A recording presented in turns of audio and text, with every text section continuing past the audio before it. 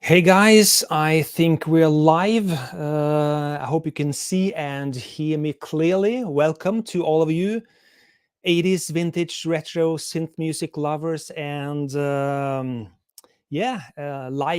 of 80s stuff. I'm Espen Kraft and this is a live stream I've created. I've set it up for tonight. It's 9 p.m. here in Norway. It's dark outside. And it's cold. I should have read up on those Fahrenheit to Celsius, but it's -5 degrees Celsius here. So it's pretty cold, but there's no snow. I hope we'll have some snow for Christmas. Other than that, I don't care much for snow. But this is a live stream we've set up or I've set it up to answer questions. I find it much more fun, exciting, and interesting to answer questions live in a stream like this now that I have a fiber connection and everything. So I'll start off with a couple of questions that has come in during the week. And if you have questions you want to ask me, please do so in the comment section, and I'll try to answer as many as I can. And if there's too many questions, I'll pick out the ones I feel is most relevant. And thanks for the feedback, guys. You can see and hear me clearly. That's very nice. Very good. Very good. And I see a lot of you guys are asking questions in, or some of you are asking questions in another language than English here. And I've made a video about this before. Unfortunately, I can't read Spanish, German, or any other exotic language, which to me is exotic. So please ask your questions in comments in the comment section, and maybe I'll pick out your question to ask. Nice to see so many questions here. Let's see what we've got. I'm gonna start off with two questions that have come in through direct email in the week that has passed. So let me pull that up and show that on the screen. I'll get back to the comments later. And one of these questions goes like this. Did you really use samplers in the 80s to correct pitch? And the reason this question has come up is because of my series, A Song is Born, where I compose a song from scratch and take it through all the steps in making it come alive on the digital platforms. That means composing, arranging, producing, mixing, mastering, etc. And in the last episode about vocals, I showed you a technique where I sampled certain phrases of my vocal delivery, which were a little bit out of tune, out of pitch here and there. And I corrected that using samplers and using the pitch shift wheel and recording MIDI data to correct that pitch. And I've had a couple of direct messages asking me if that was really the case in the 80s. Did you really do that? And yes, we did do that in the 80s. I won't mention any names, but there's one very, very famous American artist, a vocalist, that used to come in and deliver killer vocal performances with emotion, with fat, thick sound, stellar in every way, except for a little bit of tuning problems, intonation problems, and the production team would go in, sample that pitch, the vocals, and pitch it a little bit and record that coming out of the sampler so that the vocal performance would be in pitch. Not automatic like auto-tune or Melodyne and stuff like that, but the old school way. Back then, that was stellar high-tech stuff to do. Now it's looked upon as a old school technique, but that's what I showed in the video, and that's what we did in the 80s if the pitch were off. We would, of course, try to record the vocals in several passes, but for the very famous and most revered vocalists in the 80s that were known for their vocal authority, they often only had to sing it a couple of times to deliver everything, and then they would run out of steam. So you had to capture a great performance in the first couple of takes, because the artist would leave the rest of the work up to the production team. So that was very much a technique we used in the 80s. And another question I've gotten in during the week, which I will answer first, is this one. Again, from the episode number 5 of my series. And I showed you, I didn't show you, but I told you that the reflection filters which you put behind the microphone, which are so popular for bedroom artists, bedroom producers, etc., reflection filters behind the microphone, I told you that they weren't really doing anything, and I stand by that. Reflection filters placed behind the microphone like this are really not doing much at all. You're much better off having the reflection filter behind the microphone, because what you're singing in that direction from the microphone will bounce off from walls, etc., and come back and hit the microphone again. So you're much better off absorbing those in the filter behind you. I used a Madras, but you can use either DIY solutions or have your room acoustically dampened in a professional way. So I wouldn't pay too much money on reflection filters that you just embrace around the microphone at the back here. Do something about what's in the front of the microphone instead, behind you, when you sing or record with your microphone. So that's that. So let's go back to the comments here and see what we've got. And we have questions here. And one more thing.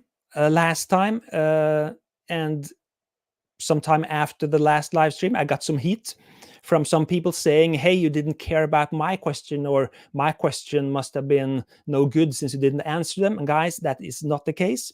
I'm trying to answer as many questions as I can, but last time there were simply too many questions, so I didn't have time to answer them all, and I just had to pick out the most relevant ones, regardless of who was asking them. So please bear with me on that one. I probably won't be able to answer every question. If you're just come in, welcome to this live stream where I'll answer some questions about this or that, music related. So let's see.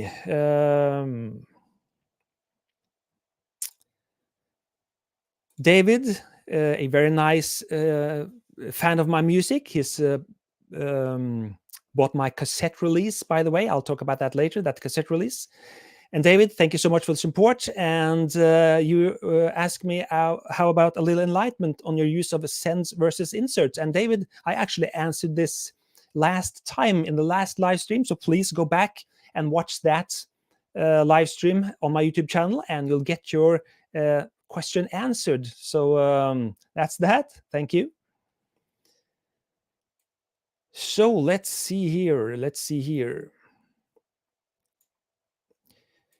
A nice observation here. I can see The Color of Spring, definitely in my top 10 favorite albums of all time. And he's referring to the album here by Talk Talk, which is, of course, a very, very good album. And between us, I have a interview coming up on my channel pretty soon, where you'll get some nice insight on, among other things, Talk Talk. So that album is quite relevant in regards to what's coming up on the channel later. So let's see. Someone is asking here, Mike, thank you. You're asking where the background music is from. The background music I played before I came on talking in this live stream. And that song was called Into the Night, or Midnight Drive Part 4. And that is part of my new album, Hitting the World Tomorrow, on Bandcamp and the streaming platforms, which was released 3 weeks ago on cassette. So that is from my new album, by the way. So that's that. Here's a nice question, which I sort of answered last time, but I'll elaborate somewhat here because the question is divided into two different ones. From Edis Synth Fan, thank you for the question. Hi, Espen, what was the first synth you used or owned? And who were your earliest keyboard synth heroes? The latter part I answered last time, but the first part, and I've mentioned this in videos, I think, but I didn't get the question last time. And that is my first synth that I owned. I did use a couple of synths before I got my first one to own, because I was a kid like everyone else in the early 80s, and I visited all the music shops I could, trying to get my hands on different stuff. So I can't remember exactly what was the first synth I played in a music shop. But in the local music shop, we had two local music shops in the city where I grew up, and one of them had a synth that I lusted after for quite a while. That was my dream synth at the time, and that was the Akai AX80. If you remember that one, with those fluorescent light bars, etc. That was pretty unique to that synth back then, and even now, no other synth has that kind of visual appearance like the Akai AX80. So I saved up a couple of summers doing. I worked in this strawberry field, by the way, helping people to park their cars while they were on their way to pick strawberries in a local farm site. And I saved up and I bought that Akai AX80, and that was my first synth. And I sold that synth a few years later. I never really liked it much after I got it. I lusted after it. I wanted it, but I think it was more based on how it looked than how it sounded. So the AX80 is not one of my favorite synths. I would like to have one back now just for nostalgic reasons, not so much for the sound. And shortly, synth heroes from the time I was learning about synth and stuff like that: Howard Jones, Depeche Mode, New Order, all the synth pop acts really from the charts. I was never into Kraftwerk, Vangelis, Jean-Michel Jarre, or stuff like that. It was always vocal driven chart synth pop, or straight pop, actually, that were my synth heroes. Howard Jones was a big influence in the beginning, I have to admit. So let's see, somewhat related, Dubstation Zero, thanks for the question, Espen. Favorite American synth of the 80s? And that's very easy to answer. My favorite American synth of the 80s is the Prophet VS, not the Prophet 5 or any other Prophet. I have a 6-track right here, but the Prophet VS is really a dream synth for me, and that's the synth I like the most from the American makers from the 80s. I also like the Matrix 12, which I had for a while back, and did a couple of videos, and it's also part of the album. I used the Matrix 12 on the album, and the Prophet VS. So that's that. Again, I can't understand questions in another language than Scandinavian or English, so please ask your question again. And let's see here what's happening. A lot of stuff. Fernando Covet, thank you so much for your generous support. Happy to see you here. Cheers, man. Excellent. let's see what we've got here. New. Here's one from M2. What response would you give to someone who would ask you the point of recreating a style of music that already existed? And that's a very good question. Why would we spend time, or I spend time recreating music as it was heard in the 80s? I guess that's what you're meaning to ask me. Maybe because someone has asked you that. And what I always say to people asking me why I make 80s pop music as authentic as I can, as it would have been heard in the 80s. That's my ultimate goal. And the reason is because that's what I love to do. It's very simple. That's it. Nothing more. I want to make the music and make the music sound the way I want, because that is what my heart tells me to do. That's what gives me joy. I'm happy when I can do exactly what I'm doing right now. And that's all the reasons I need to continue doing what I do. I do it out of love for the 80s. I want to make music like I heard in the 80s, because in the 80s itself, I wasn't able to make the music which they made in the 80s, because I hadn't gotten far in terms of either money, opportunities, and gear, etc. So it's only later in life that I was able to make that kind of music. So that's why I do it, because I love it. Hope that's a good answer for you. Yes, here's a nice one from Boris. You get to bring back any discontinued synthesizer back into production. Which one would you choose and why? Haven't they brought back pretty much everything these days? Well, good question. Of all the synths that they haven't brought back as of yet, either if it's a clone or a virtual emulation, etc. Maybe if someone brought back the Fairlight in its original state, being able to buy that brand new, maybe that would be cool. I don't know. I still want the old ones, but it would be cool to have a newly made Fairlight, perhaps. I don't know. It's a very good question, but I'm not sure I have any super good answers on that one.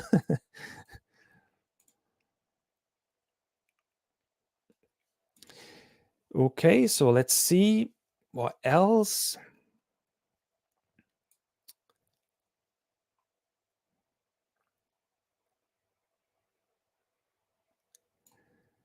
Here's a nice one from Edwin Torres. Top 3 rack chorus effects. Rack chorus, well, Roland Dimension D is a very nice chorus. Love that. If you make a sort of DIY solution, because I can't remember if you had rack ears for it in a 19-inch format, but the Rockman stereo chorus is a wonderful chorus, which I really like. So that would be nice in a 19-inch rack. I think that's among the great ones. And I really like the Boss, what's the number? CE-300. That's a very nice chorus, which reminds us a lot about of the Juno choruses, which also the Dimension D is sort of part of. So Dimension D, Rockman stereo chorus, and the Boss CE-300 is 3 very nice rack choruses. Another good one from Mailstone. Are today's cables of better quality than they were in the 80s? Good question. I have some very old cables, which I still use, but I also have some new ones I use a lot. And if the cables have a good shielding, I can't see why any old cables would be better or worse than new ones. It's all the law of Ohm. So if the cables are protected, shielded, it's all electrons flying through cables, and they'll get there no matter if the cable is old or new. But the connectors might be better on new ones because it hasn't seen all the age and wear and tear. Cables constantly being pulled out of sockets, etc., from the 80s might be more wobbly in their connectivity, etc. So I don't know. If it works, it works, and if the sounds that comes out of it sounds good, it's good.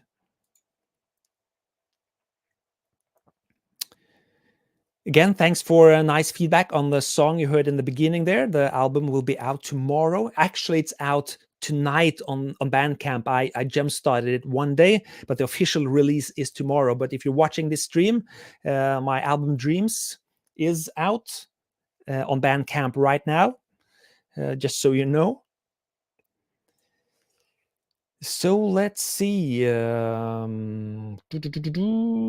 a nice one from MDM Vision. Thanks for the question. JD990 or Wavestation AD?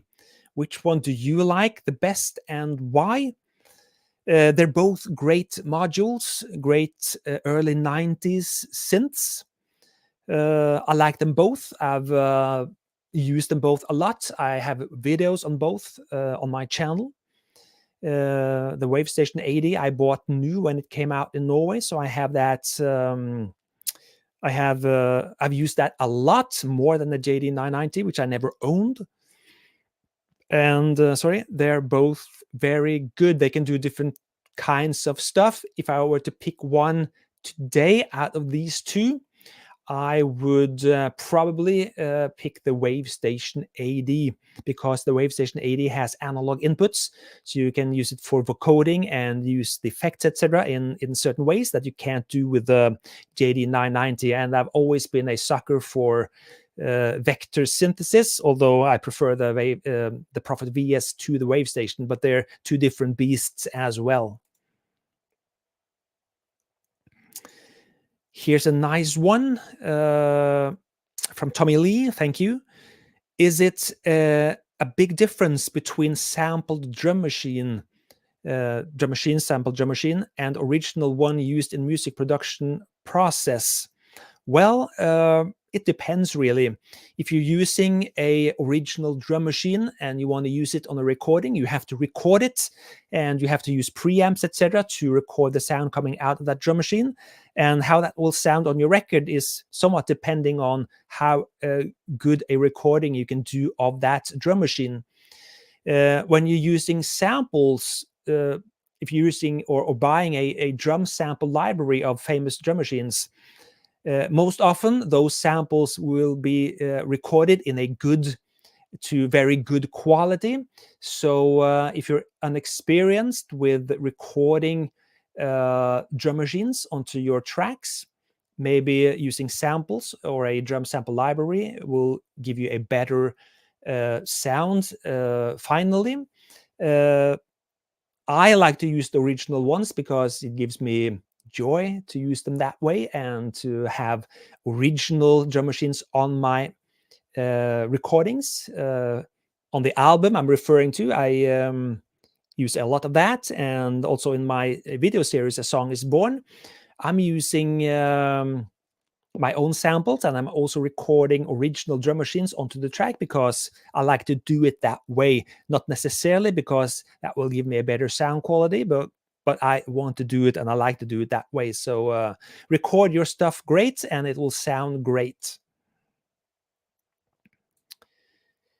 Okay. I see there's some experience with the AX80 here. You think it's great, and that's great. I thought it was great too. I bought it as my first synthesizer. The AX60 is also very good. I wanted that back in the day as well because it had noise, which I can't really remember. I'm not sure if the AX80 had a noise waveform or had noise in its oscillators. Maybe.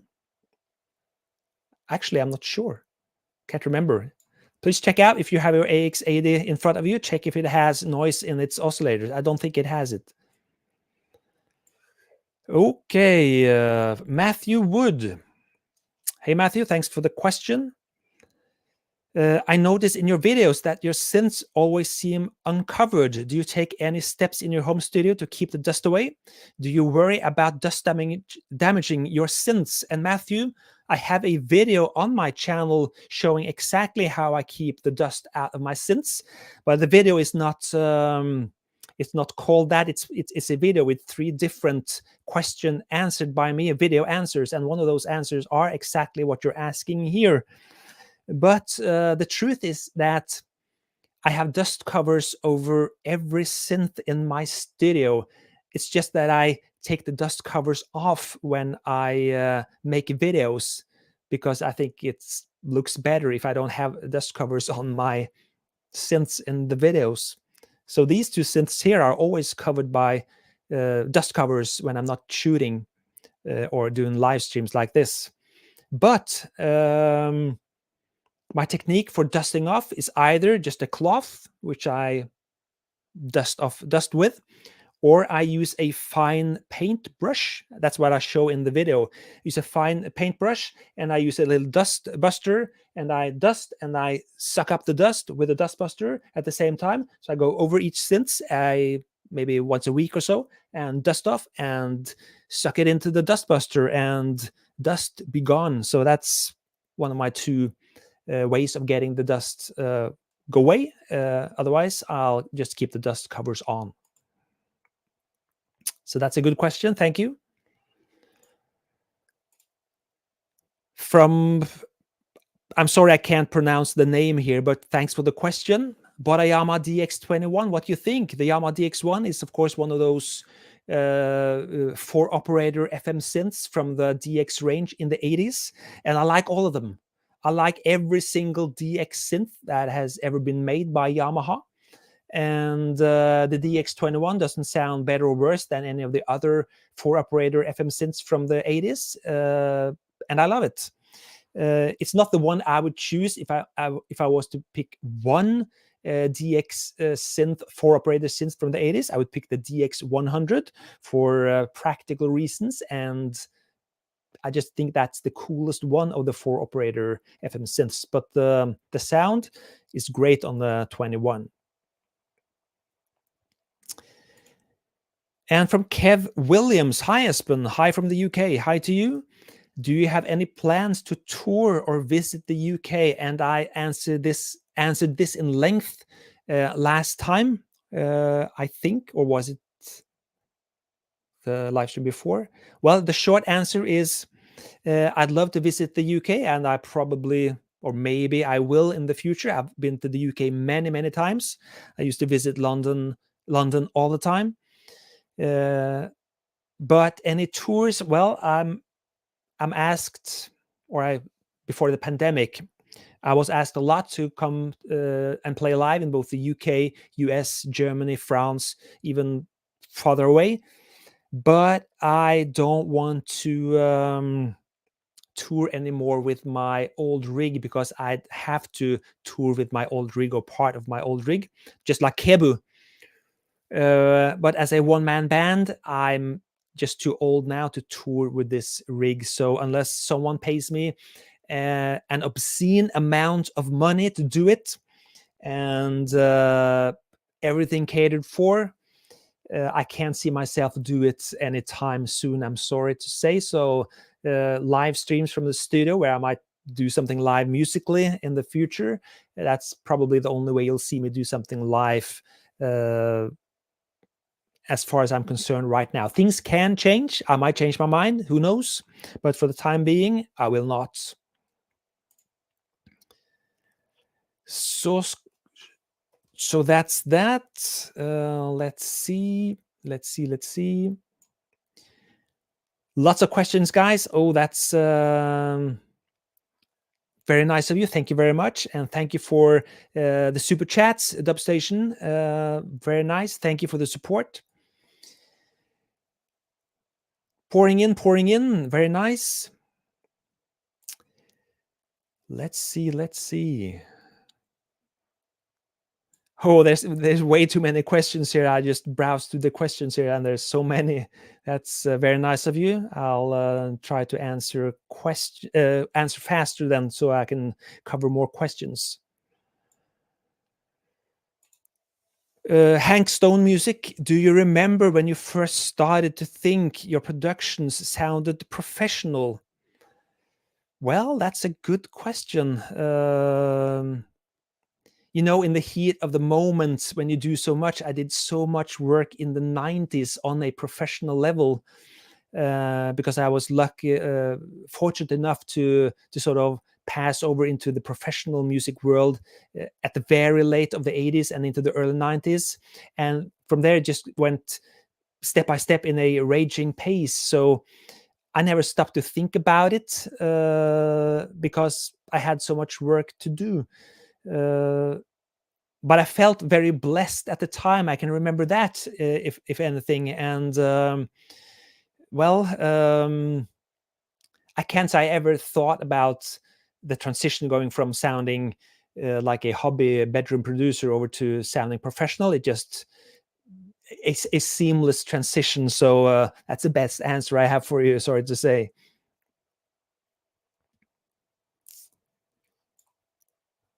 This is not this is not music related, but your favorite anime. I don't have any favorite anime, but I do love a good anime, but I don't follow any series or stuff like that. But my kids do, so maybe they should answer that in a live stream later. But I do like manga, I do like anime, and in another time, in the not so distant future, I hope, I have a really nice project coming up, which will feature some music of mine on something like that, but I can't talk about it right now. Non-disclosure agreement preventing me from talking about it. So here's another one. What would you say is the best 80s synthesizer for beginners in terms of ease of use and complexity?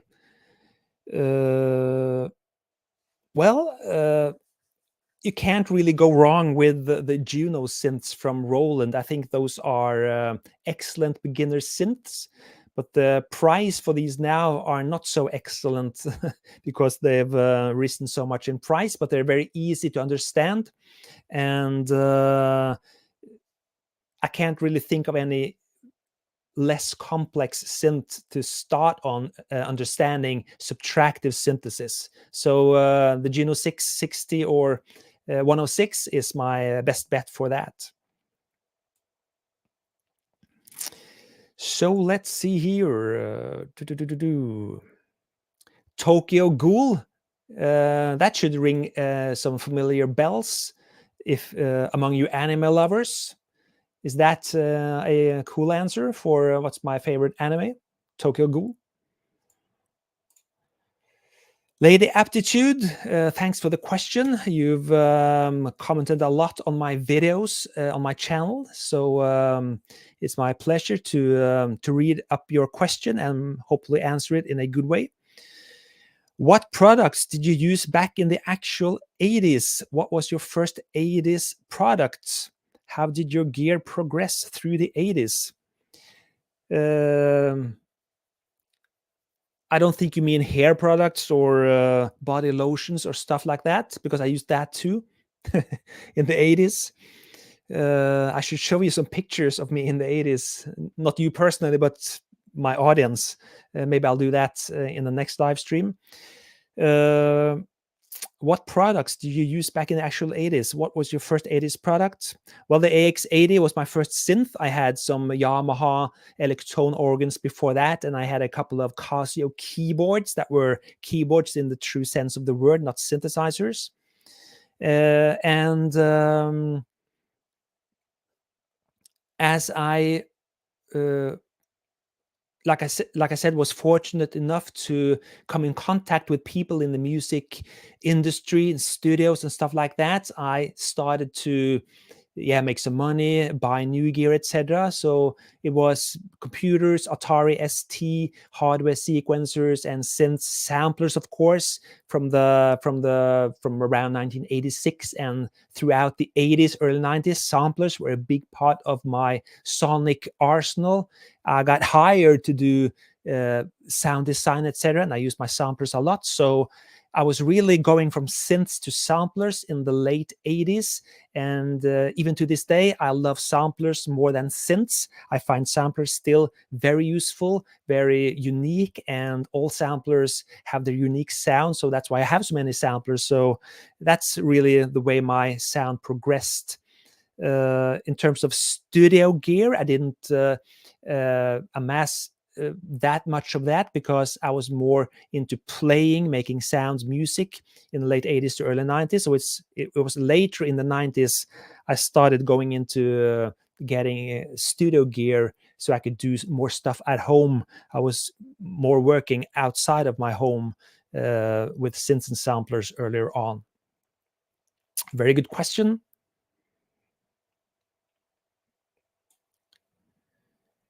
So let's see. Here's a nice one from Proecto Return. Hello, Espen from Argentina. How nice to have someone from Argentina here. Very, very nice. You went through in the World Cup. Was it yesterday with the Messi and stuff? Congrats on that. I'm paying attention to the World Cup. A big football fan here, soccer fan. Talk about the SID chip, the Commodore 64. Well, I have a couple of videos on my channel about the Commodore 64 and the SID chip. I love the Commodore 64 and the SID chip. There's 2 revisions of the SID chip, which sound different, but I love them both for different reasons, which I talk about in my videos. And again, in the not so, how would you say it? Pretty soon I'll have more Commodore stuff on YouTube and also the SID chip. So I love the SID chip. I love the sounds coming out of the Commodore 64. And here's a very relevant one, a very nice question from Deepak Murthy. Thank you. Do you think software and too many sounds killed creativity today? And this question is really spot on. Too many options yield less results or less quantity if you're after quantity. It's like when you have 5,000 DVDs or 2,000 Laserdiscs and 3,000 VHS cassettes and you want to watch a film one night. I know it because I've been in that position. You can spend hours going through your movie collection and you end up watching something on TV instead because you can't decide what to watch. And that's the same with having too many options in the studio. If you don't have the discipline to limit yourself to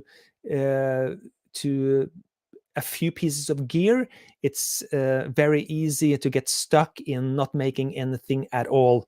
The reason why I can have so many options, which I have, and still churn out song after song and production after production, which I've done for many years, is because I've lived with the pressure of having to make music for a living each and every day, hours upon end, with clients hanging over my shoulder and record companies hanging over my shoulder, demanding results.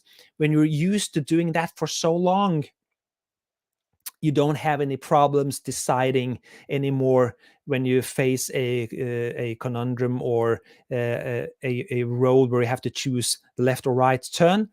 So for me, I can have as many sounds as I want. I will still be able to hone in on the sounds I want to use because I'm used to thinking like that. I'm used to making decisions fast. So if you're starting out making music, a bedroom producer wanting to learn the ropes, limit yourself to 2 or 3 synths when you're making a song. Use 1 set of samples for drums. Use 3 plug-in synths. And don't use any more. And if those synths have 3,000 presets, just say to yourself, I'm just going to use among the first 50 or so for that song. Just limit yourself, because if you limit yourself, it'll force your creativity. So that is one of my mantras. limit yourself. That's what I do a lot in my productions. I decide before I start, I'm going to use this synth, and this drum machine, and this sampler, and that's it. So it forces me to think creatively and just getting the job done. So it can definitely kill creativity if you have too many options and not used to making decisions, or if you're indecisive. So that's that.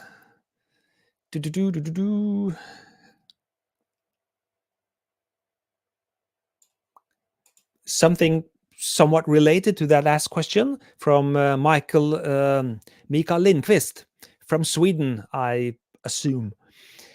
Espen Kraft, multi-tracked monosynth, like early Depeche, Vince Clarke with Pro 1, for example.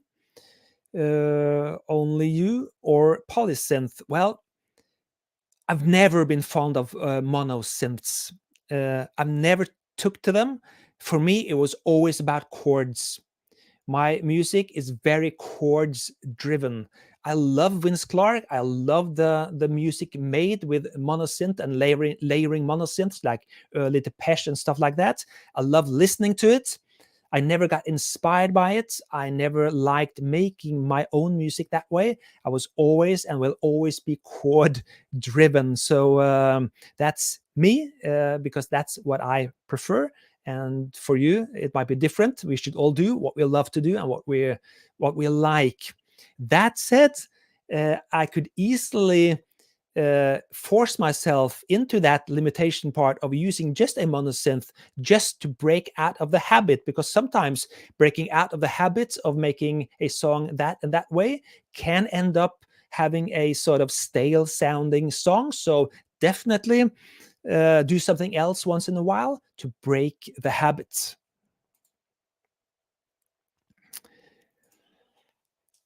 Johann Sebastian Fauno, hi, do you use any MIDI editor librarian? And I do not. I don't use that at all right now. I've never used it much.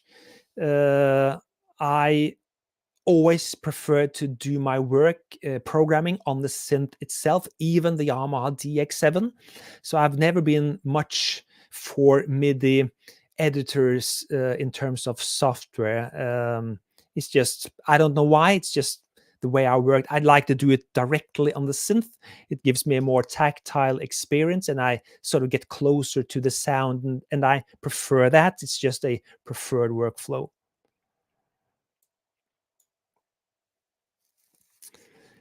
I'm just going to answer this one quick and easy. Can you please recommend a good quality Lindrum sample library? And I have to recommend my own. I have a drum sample pack called Italo Disco / Synth Pop sample pack with drums, where I've sampled a Lindrum, and I think that is a stellar sounding Lindrum, if I'm to say so myself. So please check out my channel for that one.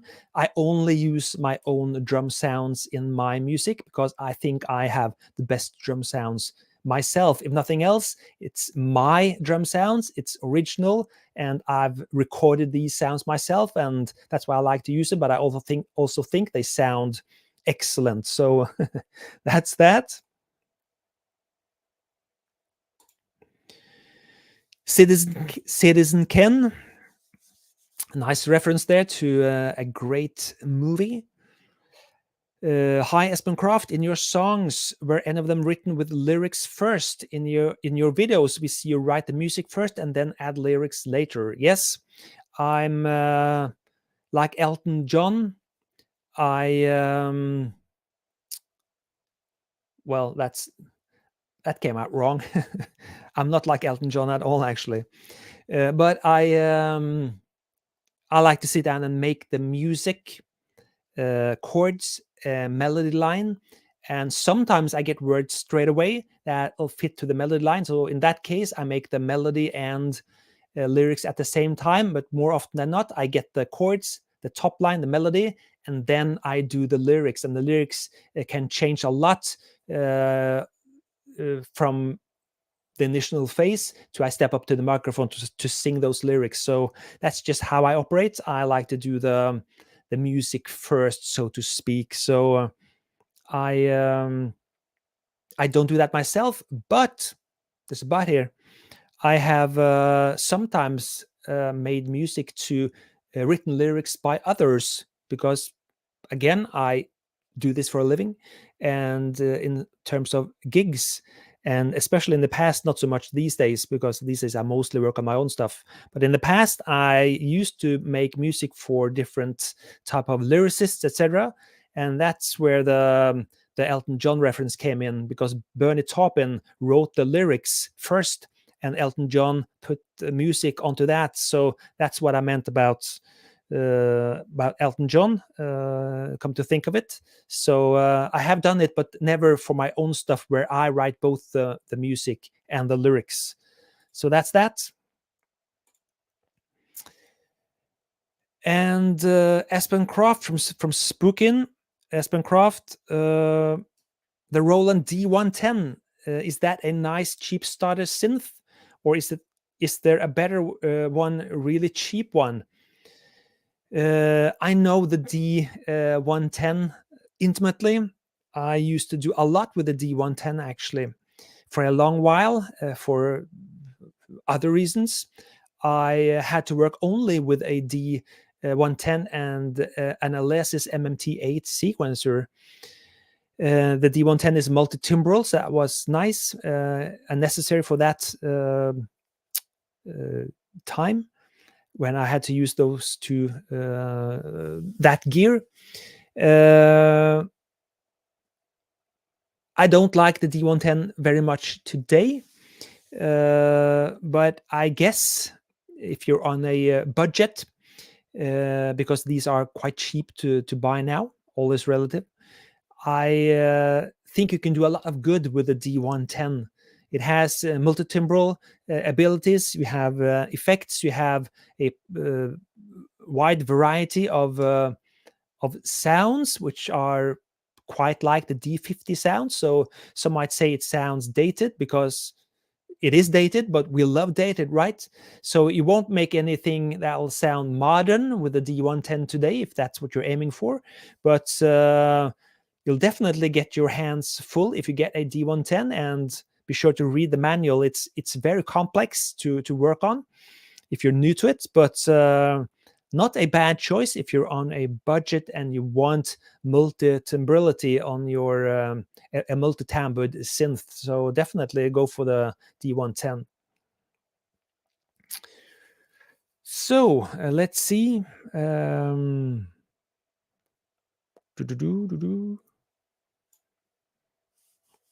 Oh, this is a nice one from Shane Tucker. Hey, Shane. Have you ever dinged a synth in your studio? I had a mishap when stacking things on a stand. Well, I've never broken a synth by handling it wrong or had a mishap that way. Not something serious, but I did have a mishap about a year ago when I had to do some soldering work on a synth, and for some reason the soldering iron slipped out of its stand, and the tip went down onto one of the keys. So I have a big soldering stripe on one of the keys of it was my Prophet 2000 actually. So one of the keys on the Prophet 2000 has a big meltdown on one of the keys, so I can certainly just replace the key and it'll be gone. But that was the mishap I can remember right now. Other than that, I can't seem to remember any big mishaps doing that. But always be careful when lifting synths from one stand to another, etc. And I do that a lot, so I always pay attention to that. Especially if I have synths on loan, then I'm extremely careful about things like that. So that's that.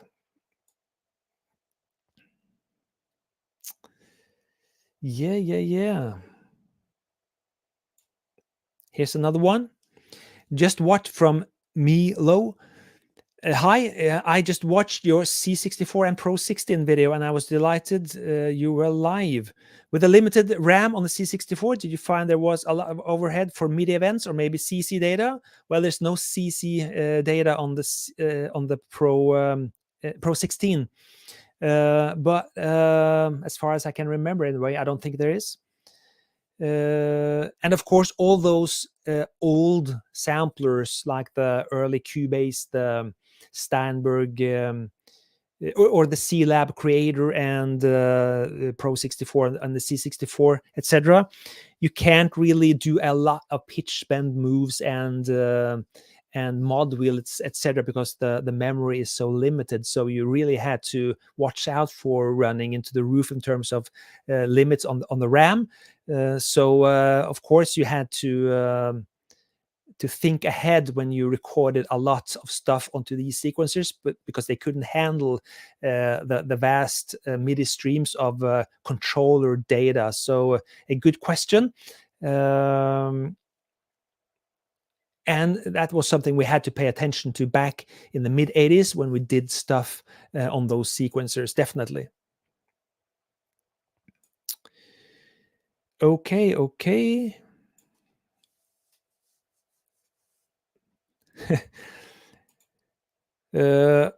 Boris asking me, in your opinion, what would you say is the worst synthesizer from the 80s? And we might give Florian some ideas for bad gear. Well, define worst or best. Different people have different needs, and different people think different about what's worst or what's best, if there is such a thing as the best gear or worst gear. I can only say that some synths doesn't suit me as much. I mentioned one already, the AX80, which I never felt any connection to. The same with the AX60. I don't like that much at all. Ironically, on my album, I have a track which is almost only made up from the AX73 from Akai, which is basically an AX60. But I used it nonetheless, and I don't have it anymore. It was on loan. Sorry. And yeah, I never really gelled with the Akai AX series of synthesizers. I loved their samplers, which I have a lot of, but I never really liked the AX series of Akai in terms of synths. So they're far from worst. I just don't like them much. So that's the best answer I have for that right now. I would definitely recommend any Casio synths. The CZ series are great synths, and I really like a lot of the Casio synths from the 80s. So nothing against those at all. Greetings from Brazil, from PR Lima Jeffeter. Hi from Brazil. Congrats on the great victory in today's World Cup football match. I think you'll go far with your team this year. Very nice to see them play such good football. Are there any synths you wish you had but didn't get the chance? And there's so many synths that's gone by me, which I'm regretting not getting at the time. And now, of course, and which one comes to mind? Well, yeah, all those Jupiters and Moogs, not so many Moogs, a couple of Moogs, but Jupiters and stuff like that, which you could get for almost nothing in the early 90s. I could have traded a Yamaha KX88 for a CS80 actually at one point. So the KX88 is today worth maybe, well, $500, and it's a master keyboard, while the Yamaha CS80 in good shape can be worth $500,000, $50,000 maybe, and it'll sound great too. So I definitely didn't see what I should have. So yep, so let's see what we have here.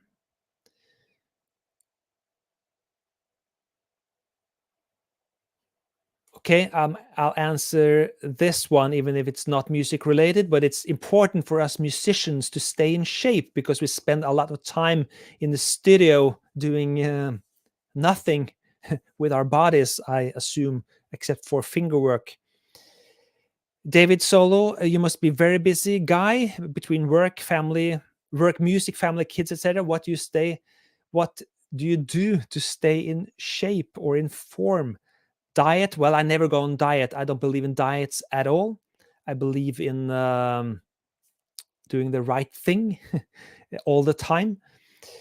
Sports, well, I used to be a footballer. I still play a little bit. I'm a coach for the local football soccer team now, where I train my son with another man who's also, we're two guys training that team.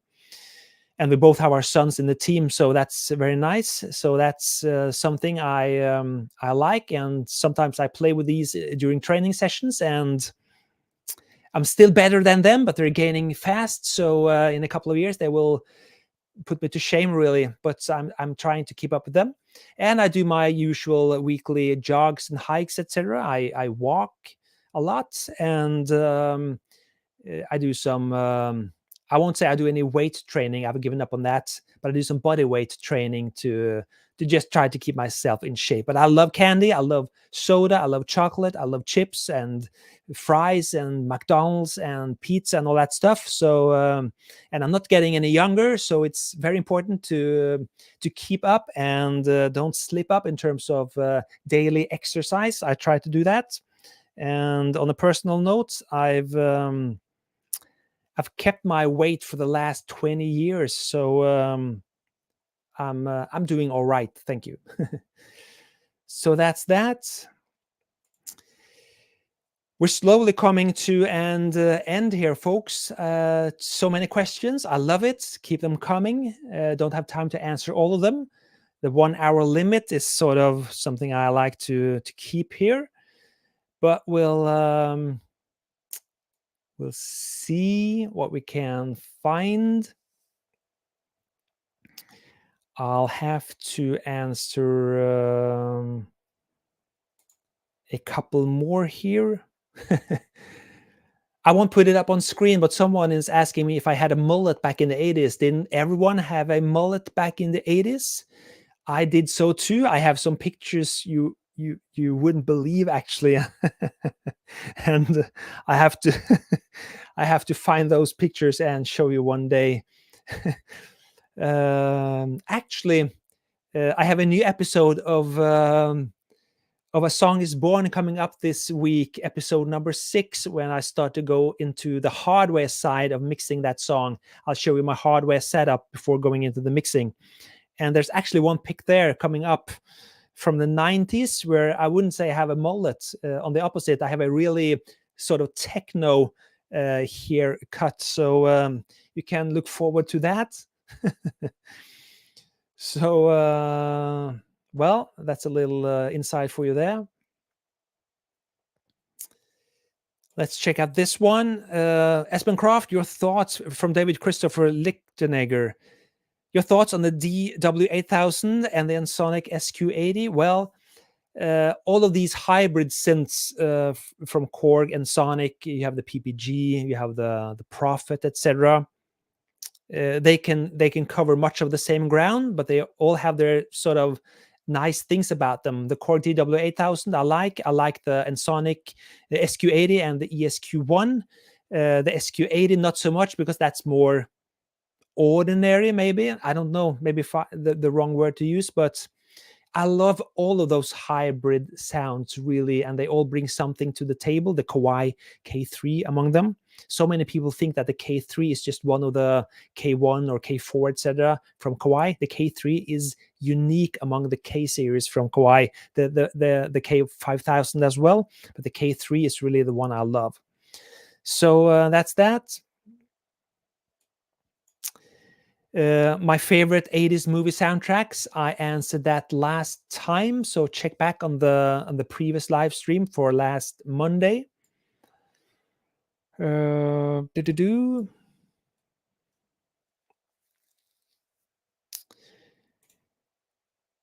Question: would you rather go for a cheap vintage synth or a VST plugin emulation of an iconic synth as the Arturia Prophet VS, for instance?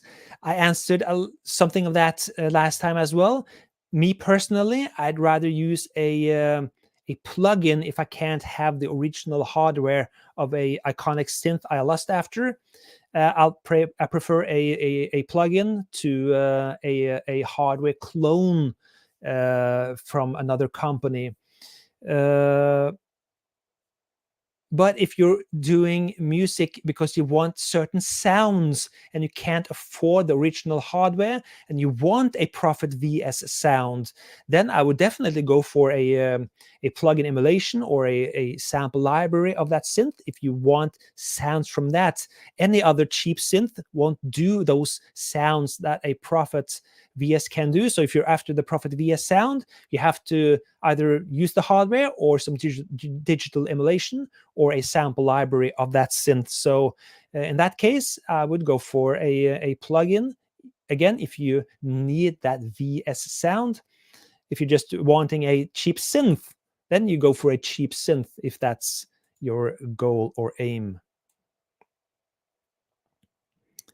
And of course, everything I say, all of these questions, these are my answers to questions. And you might disagree with my answer. And please disagree in the comment section here. Nothing wrong with that. Give the people asking questions some alternatives. Never trust one YouTuber for everything. Never trust a YouTuber at all, actually. You have to check if what the YouTuber is saying is actually true for you. So take what I say with a grain of salt as well. It's only my highly subjective opinions on the matter. But of course, you tune in to hear my subjective opinions. I think so. And I love it that you do that. But again, these are my subjective opinions on different things. And yeah, I'm going to show this one. This is not a question, but Cap One on RG Music. Thanks for all you do, Espen. I really enjoy your vintage magazine coverage videos, and I have more coming up. Luckily for me, Keyboard Magazine was never scanned and put online, to my knowledge. So I like to do videos of that magazine because you can't find them online like you can with so many other keyboard magazines. So thank you for that. I'll have more soon. So let's see. Let's see. Again, I can't answer all of the questions now because we have to bring this to a close real soon. But let me answer a couple here. Espen Kraft from Linnet. Espen Kraft, what is the most inspiring synth to play where creative ideas happen? Well, there's so many synths that can boost creativity. All from cheap synths. It's all about the moment there when you're playing the synth. So many synths can do that. Again, I really like the Prophet VS. I think that's a fantastic synth. The Juno 106 is great. I like the Korg Polysynths. If a synth has an arpeggio, that will instantly trigger my creativity. So I really like synths that has arpeggios on them, or very simple sequencers, like the sequencer on the Roland JX 3P or the Jupiter 8, of course, and Jupiter 6 too, and Jupiter 4, which was the first synth with a automatic arpeggiator. So many synths can yield creativity. And from Chance Happening, have you played a Kawai SX240? Yes, I have. I don't have one, but I have played it, and I like it a lot. Not an exclamation point. I like it a lot, but not that much. So that's why I don't have one. If I had liked it a lot, I probably would have had it in the studio. I like the K3 more, but the SX240 is an old school with knobs and stuff like that, so it's easy to dial in the sound. It's somewhat limited in the sound palette, but I like it. I like it. And this is very interesting. Maybe I can go into detail on this at another time, or maybe in a video. I don't know. The Kurzweil K2000, and a real workhorse in the 90s for me. This is from Michael Bugocci. Thank you for the question. And I did a lot of music productions with the K2000, with the sampling option in the early 90s. I have done music for record companies, artists, bands, etc., where I use the K2000 a lot. Very capable. It's capable still today. Great synth. That is somewhat underrated or underestimated today. Don't see videos with the K2000 that much, but it's really a really good synth and sampler and workstation. Really, that's what it is. If I like it more than the JD 990, it's two different things. The 990 from Roland, like all the Rolands in the early 90s, those JD and JV synths, they're so smooth and soft and have this really sheen to them. The K2000 is more raw in a way in the sound.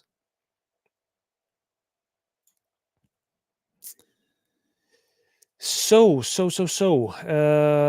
we have to get this close this off now, this live session. If I couldn't answer your question now, maybe I can do it next time. I'm not sure if I'm going to do another live stream next Monday. Maybe, we'll see. Please say so in the comment section here if you'd like me to do a live session again next Monday, only a week after this one, and maybe I'll do it. I like doing it. I love answering questions, and I love communicate with you guys. It means so much to me, and I really enjoy it, and I hope you enjoy it too. So with that, we're going to close off for today. And again, my album Dreams is out on Bandcamp right now. 17 instrumental tracks. This is my soundtrack to my favorite movie, an alternative soundtrack. Don't ask me what movie it's for. I'm never going to reveal that. But these are instrumental tracks, which I've worked on for a couple of years. The album is out on Bandcamp. I still have a couple of cassettes left. So if you're really interested in getting this mix on cassette, give me an email, but you have to be quick. This will be gone soon. There's always some guy that don't pay for the cassette, and that's why I haven't shipped it out. So there's a couple of cassettes left. So if you want it on cassette, send me an email and we'll work it out. But for the rest of you, Spotify, Apple Music, iTunes, Bandcamp, it's out tomorrow. On Bandcamp tonight or today. So head over there if you want to. So with this, I'll close off this live stream. Thank you so much for watching. And we'll see each other again real soon. So cheers. Bye for now.